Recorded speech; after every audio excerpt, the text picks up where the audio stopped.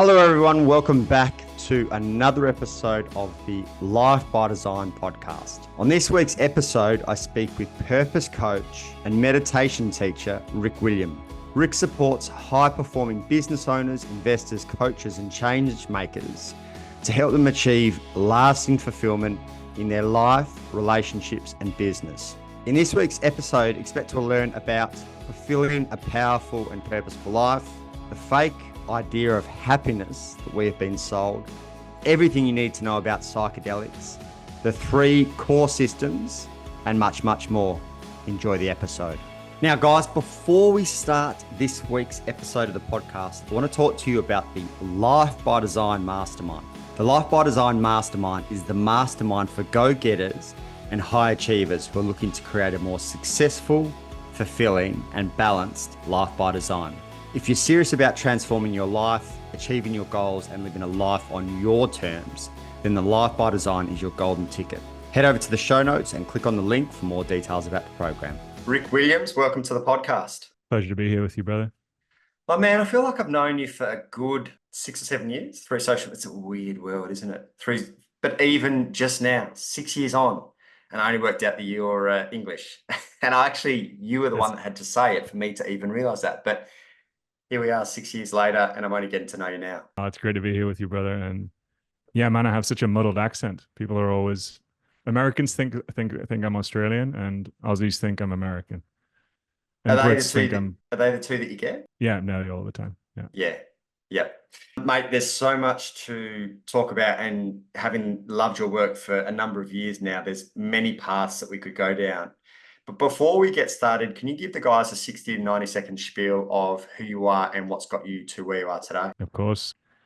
Man, yeah, this journey has been ever unfolding. And really what's got me to where I am today was just being so deeply committed to wanting to create a fulfilling, powerful, purposeful, meaningful life, and recognizing all of the places where I was not that.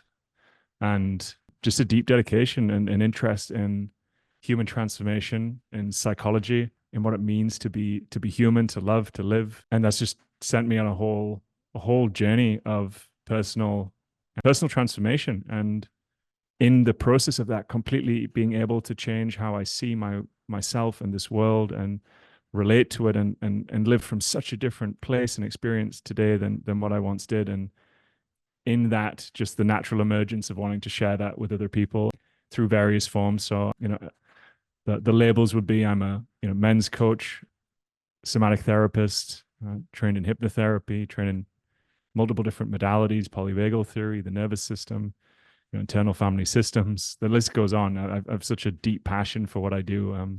So yeah, that's a kind of high level summary, but also like the reason and why I do this, and why this work is so linked to many of the problems that we see in the world, and it also poses the solution. And I'm really here to be a part of that solution. And that ultimately meant at the beginning bit, really cleaning up my own life and my own trauma and my own experience, so that I could work through that. And in doing so, began to be able to come into such a deep connection and reverence for myself, others, in life. And yeah, now dedicated my life to being a part of creating a better world for all of us, What's the cleaning up process look like for you? And it's ongoing, no doubt. There's always stuff for us to kind of move through. But what is where did that start, and what does that look like for you? Yeah, well, first it was recognizing I'm like, mid-20s, and really seeing that my relationships aren't working the way that I want. My level of fulfillment in terms of my career, I built a business from age 20 to 25 in the fitness industry, and it was like successful, like on the surface, but inside I just felt so deeply unfulfilled, man. And I was kind of complaining about my life in some senses internally, maybe not overtly.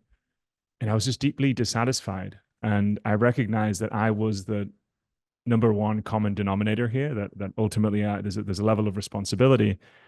And I could also see and sense through the culture that I grew up in, and through my family system, the depression and anxiety and the dysfunction that existed there. And I could feel that was propagating itself through me. And, I was probably in like a kind of do or die moment where I'm like, look, like I would rather die than not figure this out.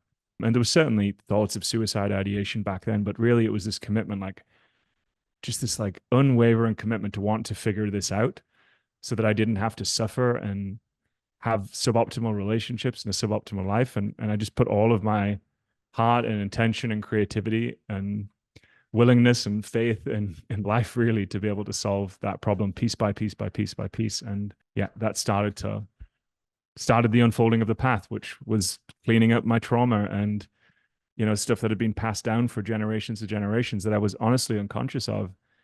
And such a fucking difficult process to go through in one piece, but also so beautiful. Yeah. It feels really beautiful to let so much of that go, and knowing that I don't have to pass that on to partners, friends, future children to be, and therefore it feels super meaningful. And now to get to support others in that kind of cleaning up process so that we can elevate, right? We do the cleanup work so that we can continue to grow up in terms of our development, and then wake up in terms of the deeper connection and the interconnection between all of us, and continuing to wake up to that in deeper and deeper ways too. So yeah, that's kind of like the high level overview, but yeah, man, it's what a gift. Success without fulfillment probably doesn't make sense in our eyes, but it can be a really confusing place for many to be who might not have joined the dots or might not have asked questions. Is that something that you've found in the work that you do? You know, you kind of mentioned at the start that it's more men's work, that there is a confusion for a lot of guys with this level of success, but yet an emptiness or a feeling that something's missing, and not being able to quite join the dots as to what that looks like. Yeah, super common in our culture. You know, we've been sold an idea of what essentially happiness is going to look like through consumerism and capitalism. And it's not that there are mechanisms within consumerism and capitalism that are great. There are. We're benefiting from a lot of that. And there's been stuff woven into that ideology that just has nothing to do with fulfillment. You know, we've aligned certain values to that creating a sense of fulfillment without actually having a deep sense of knowing of who we are, what's important, what our values are, who we actually stand for, and then being willing to be a stand for that. And that requires a level of self-awareness and attunement to one's own system, and a level of self-love and self-respect to be able to walk that path. And for most people, myself included, there were, you know, seriously suboptimal beliefs and stories that I had about myself that wasn't even allowing me to live into a world like that. And I didn't have mentors and people around me who supported me to really get clear on what my values were. And, you know, that connection to my heart due to trauma and lived experience was closed off. Therefore, I couldn't connect to the compass, which really is the heart. And it's that place upon which we can act from, right? And we see it in movies, you know, as men, we'll see it in movies, that men who are really operating from their heart can operate with such a level of power and clarity because there's this inner knowing, this inner truth, this inner trust. And we see it in movies when men don't do that, and people don't do that. And you can normally see how that story goes. So there's this immense power that we all have in our heart, but often because of trauma, because of a lack of support to bring that system online, we can be disconnected, and therefore we begin to create from that space. And then that creates a type of life. So, you know, everything happening outside of us is really a reflection of what's happening inside of us, very, very literally. And the more, as you know, we begin to deepen, to widen our understanding of self and the world, then that begins to reflect itself out. The deeper we can, you know, love and respect ourselves inside, then that begins to reflect itself outside in our relationships and our life, the choices that we make, because we've got that center of gravity, of strength, of love here. And then we begin to see the outside begin to reflect that. So if, you know, my outside world when I was 26, as I mentioned before, 25, 26, I recognized that what was happening out there was me. And that's really the first piece, is recognizing, like, being able to swallow the pill of what's happening out there. This is me. And then being willing to put your hand up and say, you know, I'm willing to clean this up. I'm willing to do the work that maybe my ancestors, my mom, my dad, or no one else in my lineage has ever been able to do. But I want to take that on, because what we're facing in this moment isn't a physical war, but is more akin to an emotional, a spiritual war. And I think that's a great service and duty in this moment, to to bring it back to our hearts and start showing up as men, as people in the world who are aligned to heart and who are aligned to values. And we just get to see the ripple of how that impacts all of those in our life. So what was happening for you at 25, 26 for this to be the moment? Because for a lot of people, there needs to be some kind of bottom out. Was there a bottom out, or was there just an emptiness? Like what specifically was going on for you at that time that was the calling? Yeah. Well, what it was, it was a bottom out through hitting what I thought I wanted. So it was from age 20 to say 25-ish, might be 26. I was shooting on, creating a 7-figure business and having a BMW M3 and having a penthouse and being able to walk into bars and everyone know my name. And I got all of those things and was deeply empty. That's the short story. So yeah, I think I remember being the moment when I was stood in a nightclub. There was like bottles and people drinking, having a good time, and I just felt deeply miserable. And I remember looking around and being like, this is not it. And it was just like, it was a real sinking. And I just started, it was just almost like, how you just get intuitive insight. I was like, this isn't my life. And by that, I meant I've created all of this as a kind of construct in order to impress other people. And it didn't feel authentic or true. It felt inauthentic. And it felt like I was wearing a shoe that didn't fit. And I wanted to take that shoe off, which was what created the pain in some senses, to be able to be willing to go actually make changes. It's a significant shift to start. I mean, you kind of hear a lot of people talk about walk your own path and stuff like that. And it's like it's an easy concept, but the actual delivery of it is very different, especially with the programming and conditioning that comes with here's the default path, follow it because everyone else is following it. What did those initial stages look like for you at 25, 26? Was it a case of not knowing where you wanted to go, but knowing where you wasn't right for you? Was there a mentor that came into your world? Was there a lot of lonely emptiness? Like what do you remember about that time in your life? Yeah, there was multiple things happening all at once, like there normally is. So there's a mentor that came into my life who showed me possibilities of other ways of living and being. So that was beginning just to open my mind of like, that's possible. That type of relationship is, but that type of wow. So that started to open things up to me. And at the same time, I'm 36 now. So this was a decade a bit ago. And at that time also, so there was a coach that came into my life, coach and mentor. And then also, Tim Ferriss and Aubrey and others were talking about ayahuasca and psychedelics at the time. Not as much as they're being spoken about today, but there was a beginning of the emergence through, Rogan and Aubrey, and these were talking about psychedelics at that moment. And I'd actually had, when I was 19, a really powerful psychedelic experience that completely changed my life, that had me create the business.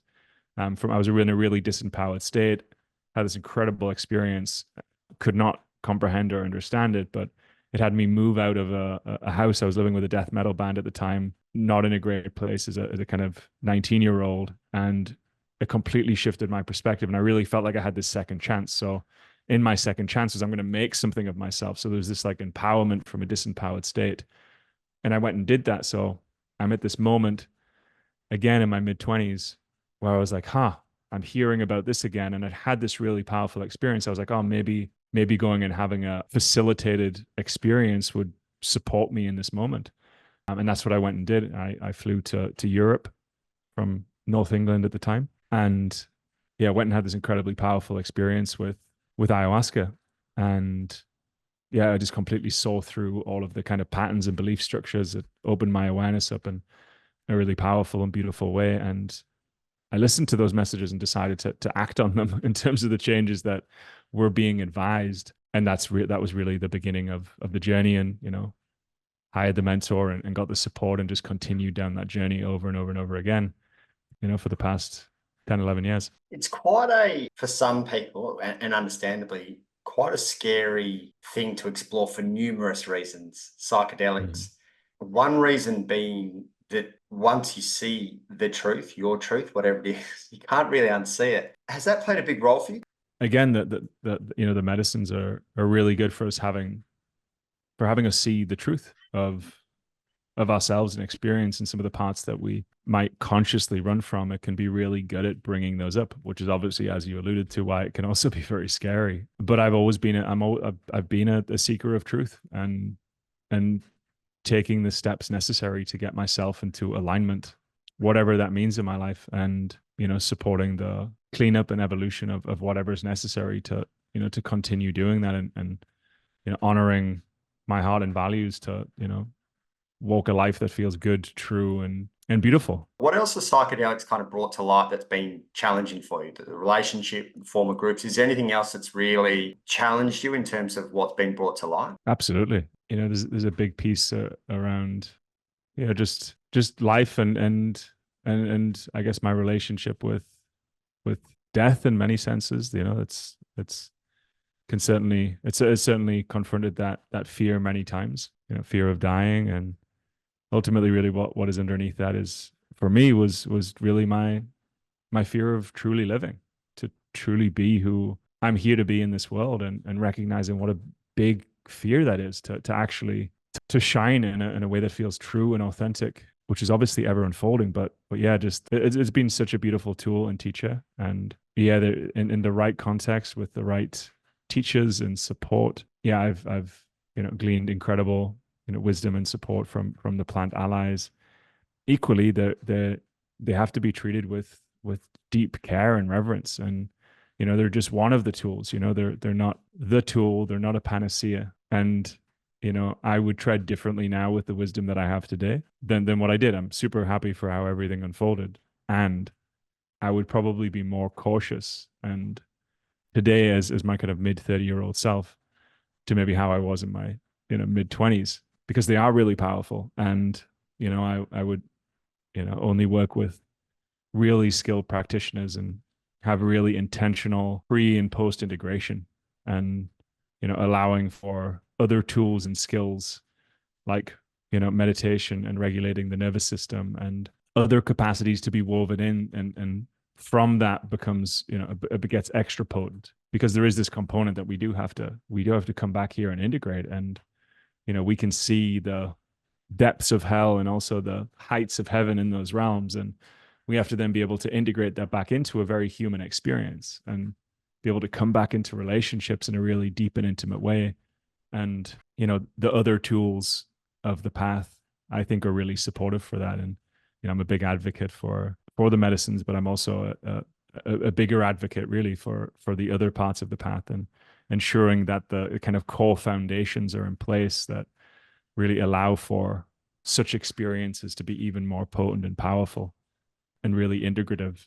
And there's really skillful ways upon which they can weave together. And there's also not so skillful ways. What does that look like for you? Because I, both as a psychedelic practitioner and having experienced it firsthand, probably around 30 journeys myself, have seen a massive difference, kind of speaking to your point, the difference between being held through a proper process and just, oh, we've got an ayahuasca ceremony this weekend, come and join us, like an absolute shit show.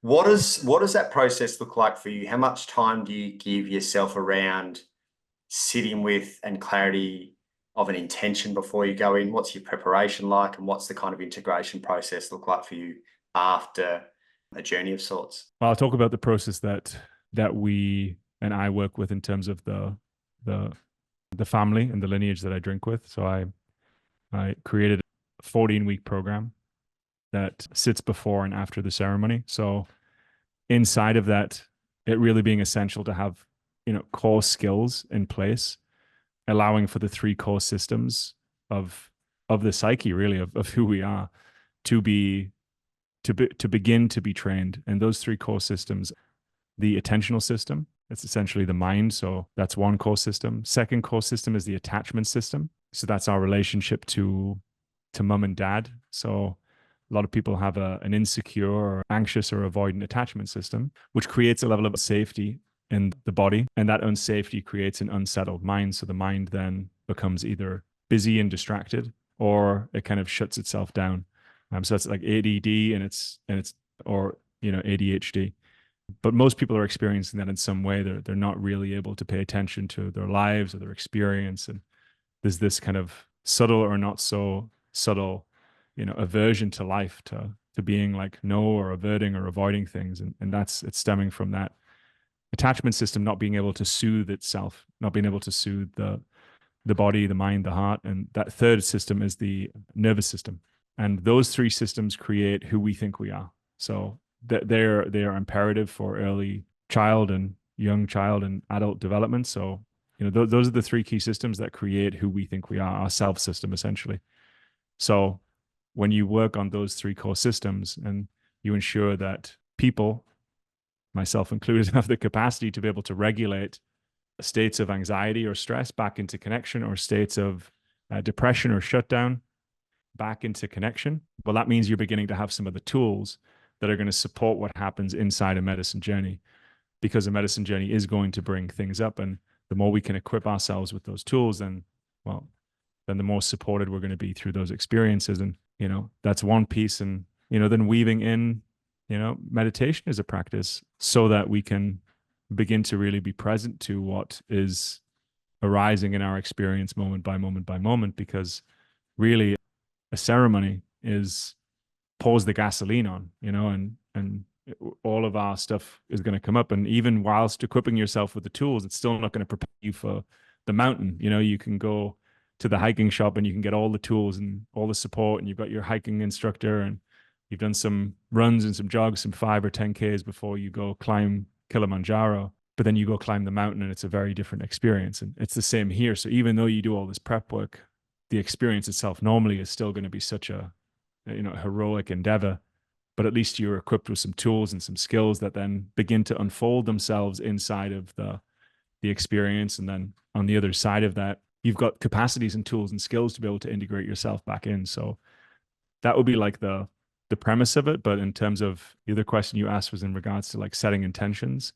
Yeah, there would be very specific processes in order to align oneself with what this is really for and who it's for and how that's going to impact your life, and also leaving a level of openness within that, right? It's like we want to have a high intention but low attachment, so that we know what we're going for, so we can aim somewhere, but at the same time recognizing that there might be an intelligence greater than I am that might be able to support me with what I actually really need deep down. So there's also the delicacy of that piece as well. For you, with your experience with psychedelics, is it mainly Aya, or do you kind of dabble in other things? What's been your personal experience? So in total, I think there's over 100 ceremonies at this point. But like now in this point of my journey, it's probably like once every 6 months.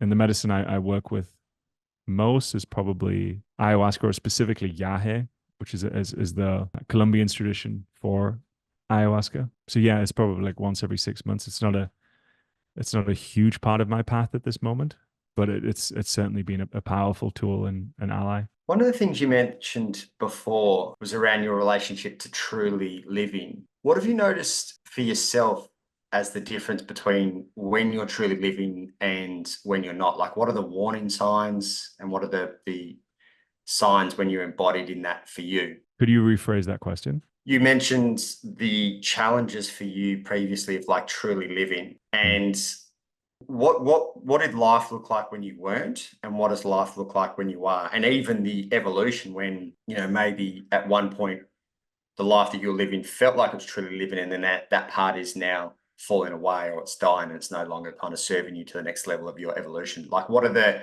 signs and symptoms for you of when you're kind of in integrity, in alignment, truly living, and when you're out? Yeah, that's a great question. I think we all just know it. It's like, I think we all have an inherent knowing of what feels true and right and good. And my relationship with that is like in my body, in my heart. It's like when you meet someone and you just have a feeling, you're like, oh yeah, like I think we're going to get on. And then other people, they might be great people, but you just have a feeling, oh no, that we're not quite aligned there. And I think the deeper I've been able to listen to that intelligence of what is aligned and what's not, and the deeper levels of safety in terms of like, nervous system and attachment system that I've been able to feel, then it's like my radar for what feels true or untrue, or supportive or unsupportive, is like increasing and increasing and increasing and increasing. And then in the doing of that, I'm able to choose what feels like a fuck yes or what feels like a fuck no. And really aligning my life to being what feels like a yes, and more and more and more and more of that, whilst, walking away or leaving things that don't feel supportive, whether that be food or friends, or a habit, right? It's just like a loving acknowledgement of thank you for, serving me and supporting me, whether that be a food, a friend, or a bad habit, but like recognizing that everything was serving a need in a moment, and that none of these needs are bad. They're just adaptive responses, which is something Dr. Stephen Porges says, that there are no such thing as bad responses. They're just adaptive responses. And I deeply, deeply, deeply believe that in both my own experience and what I see in clients. Is like, cool. Like that was supporting, and it had, there's a positive intention underneath whatever it is, the alcohol, the smoking, the job that's not fulfilling you. There's a positive intention. Okay. You're in that job that wasn't fulfilling because you were afraid of being seen, because you weren't seen as a child and you weren't really witnessed or supported. And therefore you created a belief system that you weren't worthy of being seen, and being seen was something that you were going to be bullied for or ridiculed for, and you didn't feel safe enough to receive the ridicule that would naturally come from you putting yourself out there more.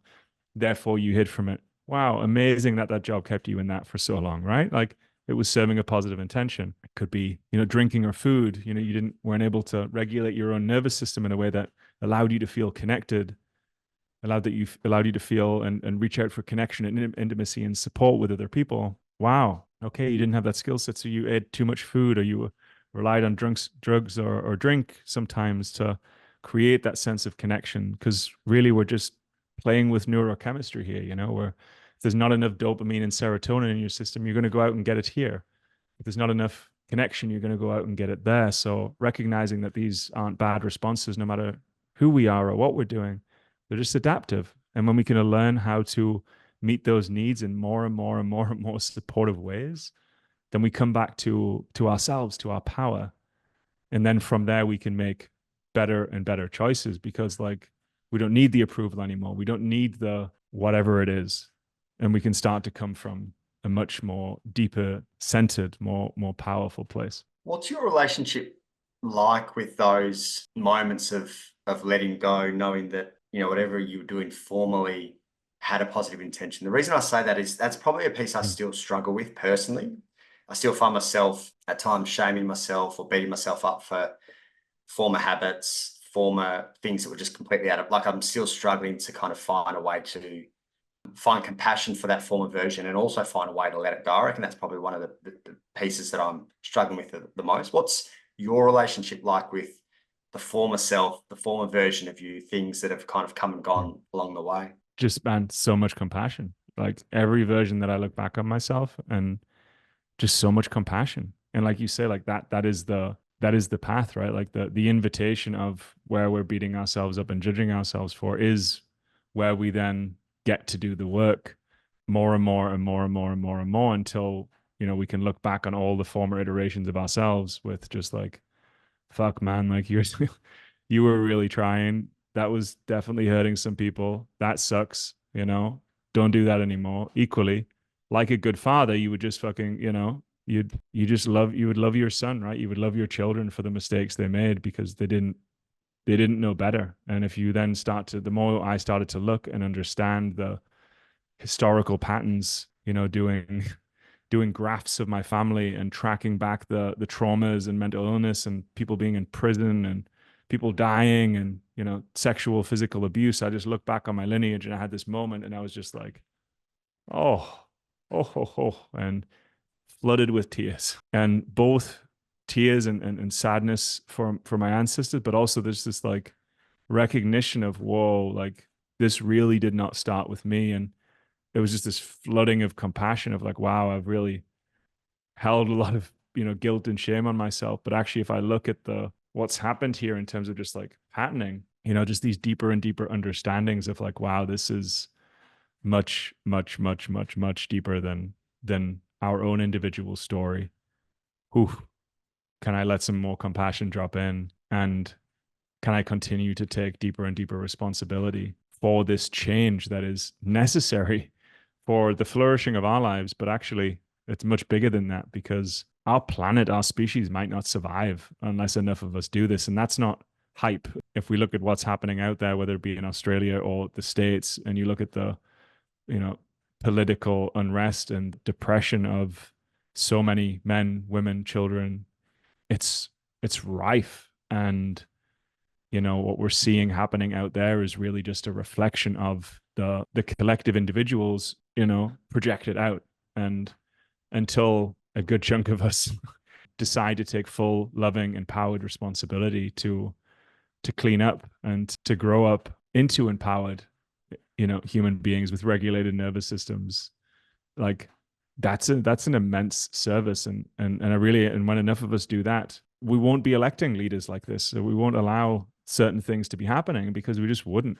We'd have enough self-respect and connection and understanding of ourselves and what it means to be human and our interrelationship and how deep that really is.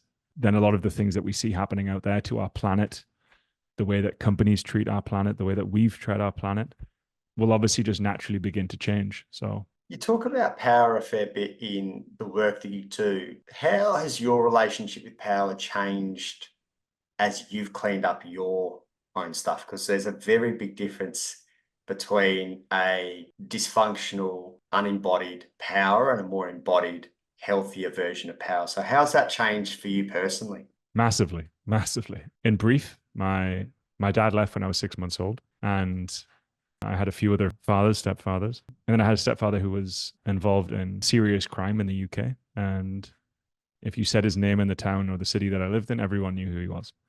Not a healthy version of power. And that, my whole family was scared of him. My mom was scared of him. He was physically, emotionally abusive. So my relationship with power was infused with that, was infused with like Northeast England. The city that was closest to me was called Newcastle. For those of you who recognize the Sydney Bridge, in Newcastle, we have the same architect created the same bridge. So my relationship with power was kind of fused with that. And the kind of male role models that I grew up with were either, they were like hard men, they were like hard men, gangsters, doormen. That was my relationship with kind of like power inside of being a man.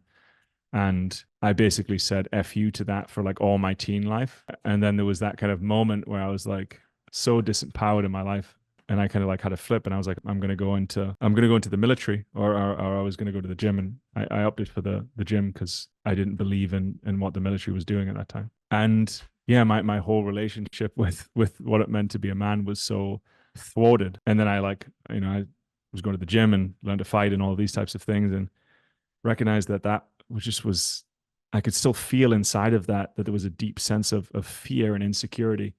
And at this time, I'm probably like 220 pounds, right? And like, stacked. But I could also feel inside there was this terrified little boy. And even though, people would, be fearful when they looked at me because I was a big dude, I could still feel inside. I was like, again, this is a protective mechanism. And as soon as I spot someone like that, I'm like, and I always want to go there. Like, it's just in my nature. So I was like, fuck, this is a protective mechanism. And that's not power. So it's just been this like ever unfolding of like thinking something is supporting and is empowering. And it was in a sense, right? I was deeply disempowered. I was like a skinny teenager, wasting my life. And it was empowering for a minute. And then I developed to see that, oh my God, this is also a construct that, as well as it's being supportive and sure, like having some of those skills and physical prowess in a embodied world of human beings there's a level to that, right? There's a level of physical safety which can be supportive, and I think there's a much deeper level of power that kind of transcends all of that. And really, it's the power of the heart and the power of being in service and support of creating a world that feels like it would be one that I would want to see for my children and generations to come, and allowing the humility inside of that as well to come online, recognizing like, wow, like I have so much to learn and these forces at play are much bigger than me, and kind of surrendering to that at the same time. So that, in brief, I could go much deeper on that. And fortunately for me with that, I got to meet some mentors as I continued my journey who seemed to embody this, this really like connective, like loving father type of power, right? And that's not what I grew up with, like this kind of like loving protection and, you know, attachment and healing at one part is the mother, the nurturing elements and qualities that we either didn't get enough of or we got too much of, and therefore we kind of pushed it away. But there's the mothering qualities, which are like the nurturing and those parts of healing. But there's also the father qualities, which are like, think of Mufasa.